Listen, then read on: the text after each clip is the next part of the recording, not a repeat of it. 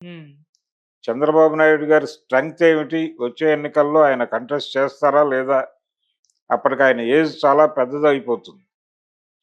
అందుకని ఆ ఏజ్‌లో కూడా ఆయనే నడుపుతాడా? సెకండరీ లీడర్‌షిప్ వస్తుందా రాదా? డోలాయమాన స్థితి.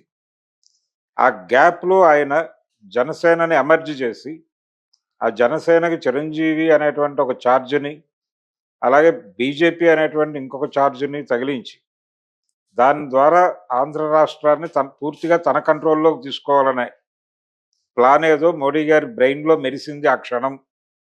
అందుకనే ఆయన చిరంజీవి, పవన్ కళ్యాణ్ ఇద్దరి చేతులు పైకెత్తి ప్రజలకు ఒక సూచన చేసి వెళ్ళిపోయాడు అనేది ఆ రోజున వినిపించిన మాట. అయితే ఇప్పుడు అది ఆందోళనకరంగానే మారింది. ఈ మధ్య పవన్ కళ్యాణ్ తరచూ ఆంధ్రప్రదేశ్ ప్రభుత్వం మీద, ప్రభుత్వ నడక మీద రకరకాల పద్ధతుల్లో ఆయన చురకలేస్తున్నాడు. హ్మ్. హోంమంత్రి గారికి చురకలేశాడు. ఆ తర్వాత టీటీడీ వ్యవహారంలో మొన్న బీఆర్ నాయుడు గారికి చురకలేశాడు. ఇలా ఆయన ఎక్కడ అవకాశం దొరికితే అక్కడ వేస్తున్నాడు. ఈ ధోరణి కూటమిలో ఆయన ఉంటాడా? వెళ్ళిపోతాడా? అనే బయట చర్చ జరిగే లెవెల్‌కి అప్పుడప్పుడు వెడుతోంది. హ్మ్. అటువంటిదేమీ లేదు. మీరు అనవసరంగా స్పెక్యులేట్ చేస్తున్నారు అని ఎప్పటికప్పుడు తెలుగుదేశం పార్టీ నాయకులు చెప్పుకోవాల్సిన పరిస్థితి కల్పిస్తున్నాడాయన. ఈ గ్యాప్, ఈ వ్యవహారం చూస్తుంటే చిరంజీవి గారు రాజకీయ వ్యవహారం ఈయన ప్రస్తుతానికి మార్గదర్శనం చేస్తున్నాడు. ఏది జనసేన పార్టీకి. రేపొద్దున ఈ వాక్యూమ్ సీరియస్‌గా ఉంది అని గనక అనిపిస్తే, ఆయన ఆంధ్రప్రదేశ్‌లో జనసేన పార్టీకి పూర్తి స్థాయిలో తన సర్వీసులు అందించే అవకాశం ఉంది. హ్మ్. జనసేన, బీజేపీ కూటమి విత్ చిరంజీవి ఫ్లేవర్.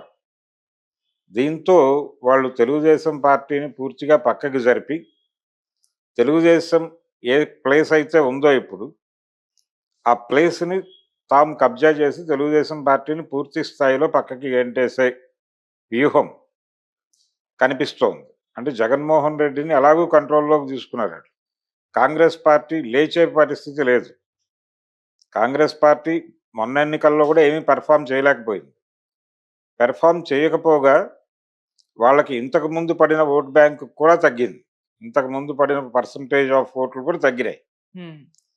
రేపు అంటే కొద్దిపాటి లీడర్‌షిప్ ఇంకా అక్కడ ఆంధ్రరత్న భవన్‌ని నమ్ముకుని ఉన్నారు. వాళ్ళు కూడా వెళ్ళిపోయారు విచిత్రంగా ఈ ఎన్నికల తర్వాత.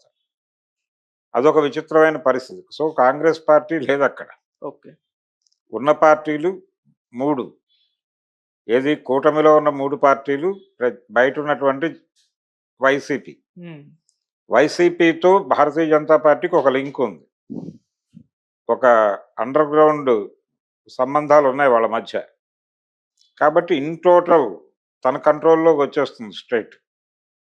ఆల్రెడీ ఇప్పటికీ వాళ్ళ కంట్రోల్‌లోనే ఉంది ఆంధ్రప్రదేశ్. తెలంగాణను కూడా తన కంట్రోల్‌లోకి తీసుకోవాలనే ప్రయత్నం జరుగుతోంది. ఒక మేరకు లోపాయికారిగా వాళ్ళు తెలంగాణను కూడా తమ కంట్రోల్‌లో పెట్టేసుకున్నారు త్రూ రేవంత్ రెడ్డి. ఇది దేశవ్యాప్తంగా జరుగుతోంది. ఇక్కడ కూడా నెమ్మదిగా ఎమర్జ్ చేస్తారు. నెమ్మదిగా కాంగ్రెస్ పార్టీలో ఉన్న నాయకులతోనే కాంగ్రెస్ పార్టీకి తలకొరువు పెట్టించే కార్యక్రమం కూడా భారతీయ జనతా పార్టీ విజయవంతంగా తెలంగాణలో అమలు చేసే ప్రమాదం ఉంది. ఓకే. అది కాంగ్రెస్ పార్టీ గుర్తిస్తుందా లేదా అనేది వేరే గొడవ. హ్మ్. కానీ అది ఆలోచన ఉంది వాళ్ళ బుర్రలో.